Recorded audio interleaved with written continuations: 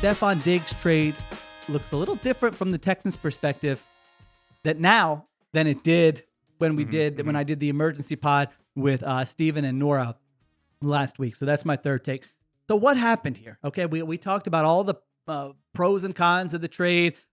Texans, I like the roster. Team him with Nico Collins, team him with Tank Dell, CJ Stroud, offensive line gets healthy. Those things are all still true.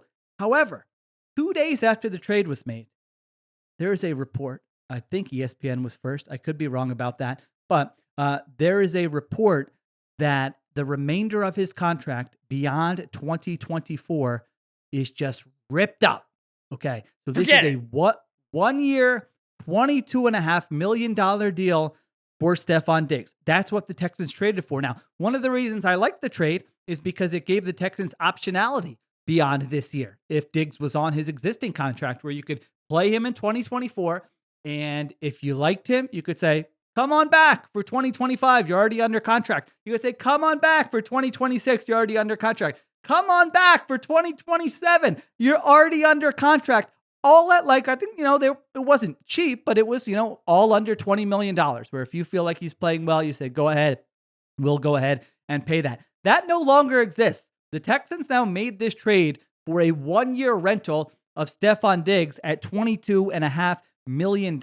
Now, could they bring him back after the season? Yes, but they're going to have to come to terms on a brand new contract, or I guess they could use the franchise tag. I mean, I don't see that ending well for anybody. The Texans trying to use the franchise tag on Stefon Diggs. And so this is a very interesting situation. I imagine this was part of the terms of the trade, but it was not reported right away. And so now what the Texans are banking on is that they're going to get a highly motivated version of Stefon Diggs, which absolutely could be the case because the guy is now playing for a new contract, whether it's in Houston or somewhere else, but they're losing the optionality to bring Diggs back for 2 years, for 3 years, for 4 years. So this is all about taking a huge swing, giving up a second round pick, paying $22.5 million for 1 year of Stefon Diggs. And so push comes to shove, I have to say, well, all right, Sheil, you said all that. Well, would you have done it or not? I think I probably still, I like Stefon Diggs. Yeah. I like the look of that Texans team. I think I still do it, but I certainly don't like it as much. I think they lost a little luster given this news that came out 2 days after. So I haven't heard your take on any of this, Solak. So I'm curious to hear what you think about the contract stuff and also what you think about it overall. Yeah, so Diggs trade breaks when I'm in the airport last week. Like, come on, man. I could have done it different. It's so frustrating. Yeah, and I listened to the show with you, Steven and Nora, enjoyed it. I definitely think coming away from that conversation, and then certainly now as we know a little bit more about the Diggs money of it all, my main thing is okay, we're a little bit over our skis right now on the Texans hype. I appreciate how fast he came out of the gate. I loved hey, Texans are a Super Bowl contender. Hey, I've been thinking about picking the Texans Super Bowl. Absolutely, I'm with you. I learned it from watching you, Dad. Right. You won't get that reference. My older listeners will. Okay, but I've heard that phrase before. I know that's a quote. But that's right. That's the thing is I as a self-proclaimed early guy on the Texans hype, I very much want to be on the boat with everybody. But now that this many people are on the boat's moving a little bit too fast with too much mass. We got to take a little bit off the pedal, off the tank. Right now, Sheil, FanDuel updated odds. The leader in the clubhouse to win the MVP regular season is plus 650 Patrick Mahomes. Behind him, Josh Allen plus 800, as it should be, understandably so. Third is CJ Stroud at 10-1. All right, he's tied with Joe Burrow at 10-1, and then behind him is Lamar, reigning MVP, two-time MVP at 11-1. Justin Herbert 14-1, Jordan Love 14-1, so on and so forth. Guys, CJ Stroud should not be tied third favorite for MVP entering the season. That is are we sure about that? Yes, and I will tell you why in a moment. Okay. CJ Stroud is third. Super Bowl odds. The Texans right now are seventh. They are tied seventh also with the Cincinnati Bengals at 15-1. They are behind only the Bills, Lions, Cowboys, Ravens, Chiefs, and 49ers.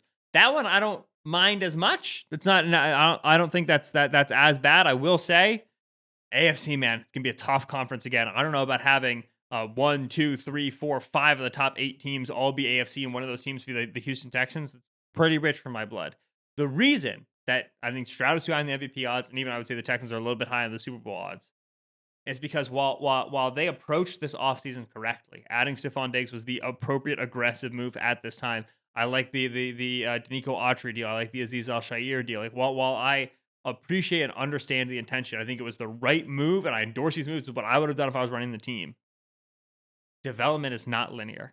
This is like you talked about how you know one of your main things to remind teams of right now is don't overrate your own scouting. Don't be overconfident in your own scouting. One of my number one things to remind teams, one of my maxims, my adages is development is not linear. It is not this easy. It is not, oh, year one, CJ Stroud, Bobby Slowick, incredible. Oh, Will Anderson, he was so great. Oh, Nico Collins took the leap. Oh, offensive line had all these health problems, still played great. Oh, pass rusher, John Grenard and Sheldon Rankins and Malik Collins wrapped all together. Oh, the linebacker play. Oh, everything coalesced for the Texans to have the season they did last year. Everybody was contributing, right? That was one of the things we were like, CJ Stroud was amazing.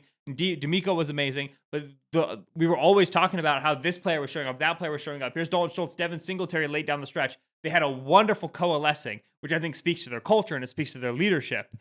It is a fallacy to believe that you just keep doing that. It'd be great. I would love it. It would make my job a lot easier if the good teams just stayed good and the teams that are getting better just kept getting better. But that's not how it goes. Stroud, and we have tales of this. We have cautionary tales. We have the last few years of Trevor Lawrence. We have the last few years of Justin Herbert, where a player dawned on the league, a quarterback played incredible, and we said, this guy's the next guy. And then stuff happens, man. Guys get injured. Players regress. You lose a couple close games on some coin flips. Locker room starts to get frustrated. Like the margins in the NFL are so thin. So we saw a very high tail outcome for the Texans last year. And understandably, aggressive, and justifiably, they are aggressively attacking that high tail outcome by adding to it. They're not sitting on their laurels. They're making sure they maximize CJ Stroud in his rookie window. I think that they're making all the right decisions. I endorse the Diggs trade wholeheartedly. However, it's not that easy to say that they're that good just yet. You got to see it for a second year. You got to see what it looks like when teams are adjusting for it and prepared for it. It's a big sample league. And so to me, we're all a little bit too. I want to be there with you guys on the Texans. Early on the Texans, love the Texans. We're a little bit too far over them right now, in my opinion.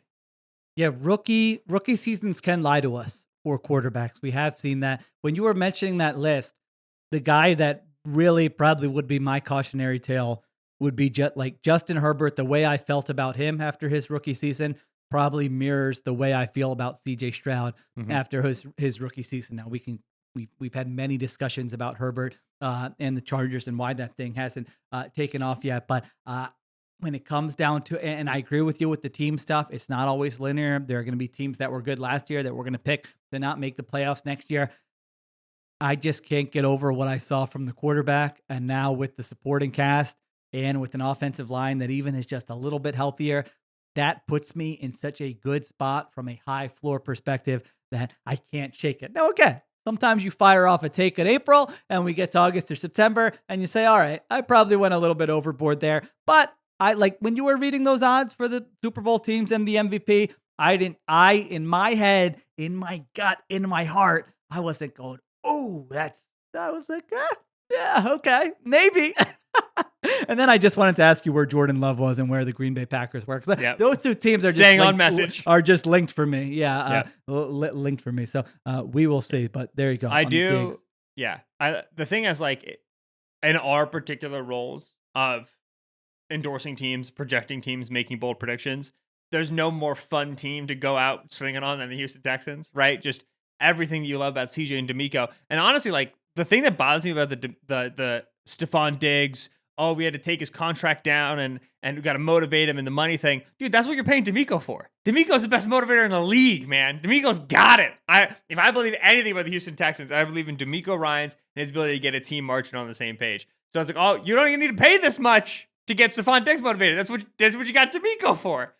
So like they are so fun to root for, and they that's the sort of team you want to go down swinging on, right? It's a team that has an aggressive defense, a team that has a rising star at quarterback. But it's just, it's April. A lot happens between now and then. And as always, development is not linear.